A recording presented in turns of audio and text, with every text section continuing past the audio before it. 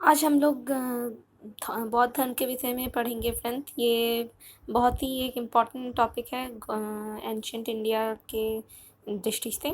तो इसका जो उदय हुआ था, नए धर्म का उदय छठी शताब्दी में हुआ था, जो एक नास्तिक आस्तिक संप्रदाय था।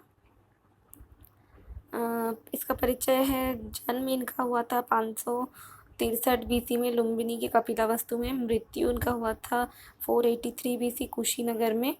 पिता स्तुत्योदन थे, जो कपिलवस्तु के महाराज थे। माता इनकी महामाया थी, जो कि कोलिय वंश की थी।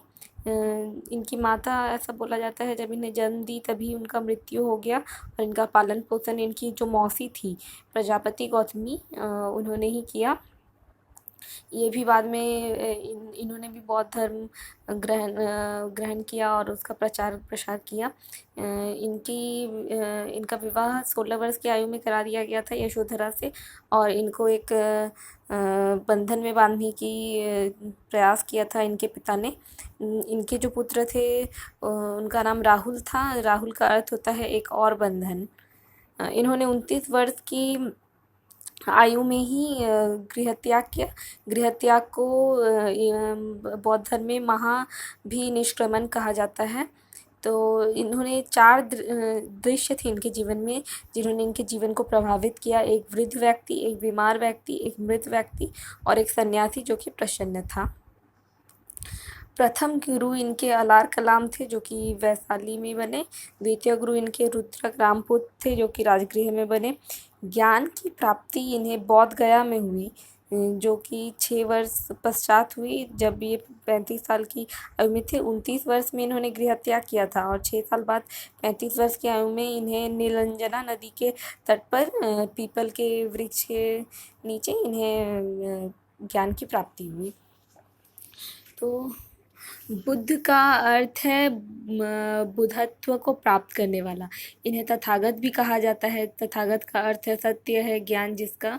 इन्हें शाक्य मुनि भी कहा जाता है। इन्हें लाइट ऑफ एशिया भी कहा जाता है। इनके 5 शिष्य थे। 5 शिष्य में इनके जो सबसे प्रिय शिष्य थे वो आनंद थे, और इन्होंने प्रथम उपदेश जो है सारनाथ में दिया था, ऋषिपत्तन में। तो बौद्ध धर्म में कुछ घटनाओं को कुछ प्रतीकों से समझा जाता है, जैसे जन्म को कमल एवं सांड से, गृहत्याग को घोड़ा से, ज्ञान को पीपल से, तथा निर्माण को पदचिन्ह तथा स्तूप से। पहले बौद्ध धर्म में सिर्फ पुरुषों को ही प्रवेश मिलता था, लेकिन उनके जो प्रिय शिष्य आनंद थे, उनके आग्रह से महिलाओं को भी बौद्ध धर्म में प्रवेश मिला। और सबसे पहली महिला वैशाली में आम्रपाली थी। इसकी भी बहुत एक लंबी कहानी है, लेकिन वो सब जानने का हम लोगों को ज़रूरत नहीं है। उसके बाद आम्रपाली के वजह से ही उन्होंने महिलाओं को बौद्ध धर्म में प्रवेश के लिए आनंद ने महात्मा बौद्ध से आग्रह किया, और प्रथम महिला जो थी जिन्होंने बौद्ध धर्म में प्रवेश लिया वो प्रजापति गौतमी थी, जो कि उनकी मौसी थी। और सर्वाधिक अधिक उपदेश जो है उन्होंने श्रावस्ती कौशल में दिया, और अंतिम उपदेश उन्होंने सौभद्र नामक शिष्य को दिया। बौद्ध धर्म में 4 आर्य सत्य हैं: दुख, दुख का समुदाय, दुख का निरोध, और दुख निरोध का एक मार्ग होता है। अष्टांगिक मार्ग अब हम लोग देखेंगे। तो ये जब क्वेश्चन आता है तो ध्यान से देखना है कि जो भी चीज़ पूछ रहा है वो बौद्ध धर्म या जैन धर्म के बारे में पूछ रहा है, क्योंकि बहुत कंफ्यूजिंग होता है। ऐसा ही क्वेश्चन बीपीएससी में भी आया था, जो थोड़ा कंफ्यूज करने वाला था। मतलब उसमें था वो आर्य सत्य करके, लेकिन वो था दिया हुआ था जैन धर्म का। तो ध्यान से देखना है कि क्या पूछ रहा है। तो अष्टांगिक मार्ग में जैसे सम्यक दृष्टि, सम्यक संकल्प, सम्यक वाक, सम्यक कर्म, सम्यक आजीव, सम्यक व्यायाम, सम्यक स्मृति और सम्यक समाधि। तो ये 8 मार्ग हैं। और बौद्ध धर्म में त्रिरत्न, यही जो कंफ्यूजिंग क्वेश्चन हम बोल रहे थे, यही त्रिरत्न के बारे में ही था।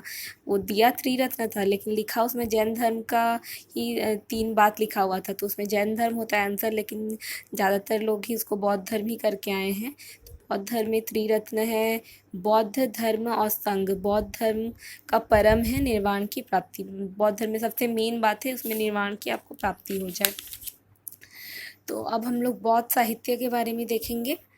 जैसे बौद्ध धर्म का सबसे महत्वपूर्ण है त्रिपिटक, जो कि पाली भाषा में रचित है।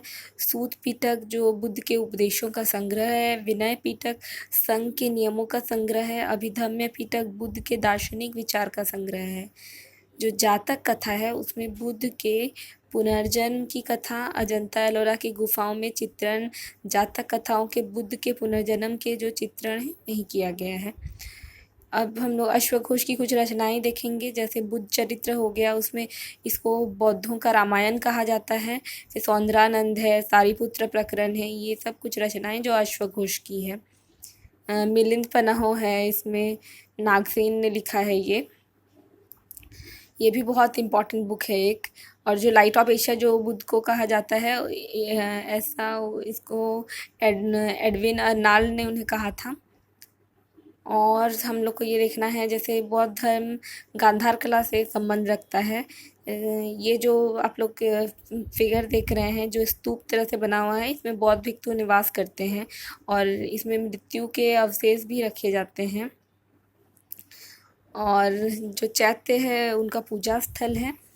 अब इसमें इस पार्ट में जो सबसे इम्पॉर्टेंट चीज़ है वो है जो बौद्ध संगतियाँ हुई थी, ये देखना सबसे इम्पॉर्टेंट है कि बौद्ध संगतियाँ कहाँ और कब हुई थी।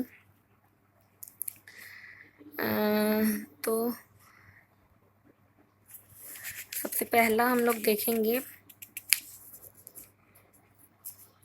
पहला जो बौद्ध संगति है वो 483 BC में बुद्ध के मृत्यु के बाद ही, ठीक बाद, क्योंकि बुद्ध की मृत्यु जो है वो 483 BC में ही कुशीनगर में हुई थी। तो बुद्ध के मृत्यु के बाद ही राजगृह में अजातशत्रु उस समय राजा थे और महाकश्यप के अध्यक्ष में ही ये बौद्ध संगति हुआ था।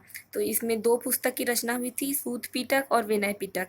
383 BC में दूसरा बौद्ध संगति वैशाली में हुआ, जो कालाशोक उस समय राजा थे, उसमें शवाकामी की अध्यक्षता में हुई। और इस समय बौद्ध धर्म का पहला विभाजन हुआ जो कि थेरवादी और महासांगिक के रूप में हुआ। तीसरा जो बौद्ध संगति है वो 247 BC में पाटलिपुत्र में हुआ। अशोक और मोगलीपुत्र, अशोक उस समय राजा थे और मोगलीपुत्र तीस जो थे उस समय अध्यक्ष बने।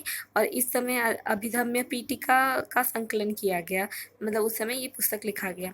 जो चौथा और आखिरी बौद्ध संगति था वो 102 AD में हुआ, कुंडलवन कश्मीर में। इस समय कनिष्क राजा थे और वसुमित्र अश्वघोष ने इसकी अध्यक्षता की थी। इस समय बौद्ध धर्म का विभाजन हुआ महायान हीनयान में। तो अब हम लोग महायान और हीनयान में हम लोग डिफरेंस देखेंगे। जैसे महायान जो है वो रूढ़िवादी परिवर्तन विरोधी थे और जो हीनयान थे, और जो महायान थे वो परिवर्तन समर्थक थे। जो हीनयान थे वो बुद्ध को देवता नहीं मानते थे, लेकिन जो महायान थे वो बुद्ध को देवता मानते थे। और जो हीनयान थे वो मूर्ति पूजा के विरोधी थे, लेकिन जो महायान थे वो मूर्ति पूजा में विश्वास रखते थे। जो हीनयान थे वो श्रीलंका, दक्षिण भारत, बर्मा, थाईलैंड, ये इन देशों में पाए जाते हैं। और महायान जो है वो उत्तर भारत, चीन, जापान, तिब्बत में पाए जाते हैं। और महायान का जो मुख्य आदर्श है वो बोधिसत्व है।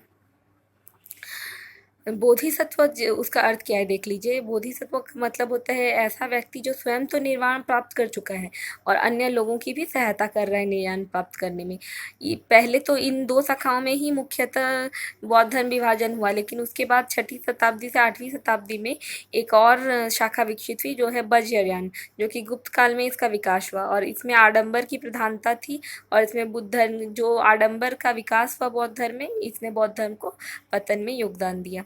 तो बस इतना ही। Thank you.